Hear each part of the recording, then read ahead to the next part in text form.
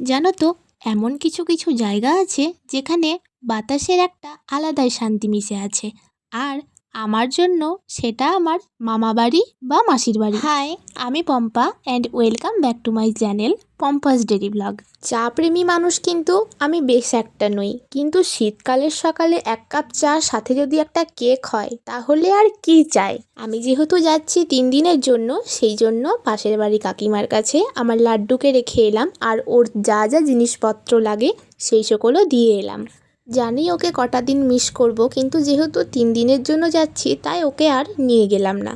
আমাদের ট্রেনে যাওয়ার কথা ছিল, কিন্তু একটু লেট হয়ে যাওয়ার কারণে ট্রেনটা মিস হয়ে গিয়েছিল, তো বাসে করেই যেতে হয়েছিল। আমার বাড়ি থেকে মাসি বাড়ি বলো মামা বাড়ি বলো, প্রতিটা ডিস্টেন্সই প্রচুর, যে কারণে আমার বাসে যেতে একদমই ভালো লাগে না। আমাদের সাথে কথা বলতে বলতে দেখো আমি বাঁকুড়া পৌঁছেও গেছি। আর বাসে ওঠা মাত্রই মায়ের কাছে আবদার শুরু হয়ে গেছে। এই যেমন প্রথমেই নিয়েছিলাম পাঁপড় ভাজা, আর তারপর পেয়ারা মাখা দেখে আর লোভ সামলাতে পারলাম না, মায়ের কাছে বকা খেয়ে নিয়েই নিলাম। বাড়িতে আসা মাত্রই বৌদি দিয়েছিল মিষ্টি, আর তারপর চানাচুর আর মুড়ি, আর রাতের ডিনারটাও দেখিয়ে দিলাম।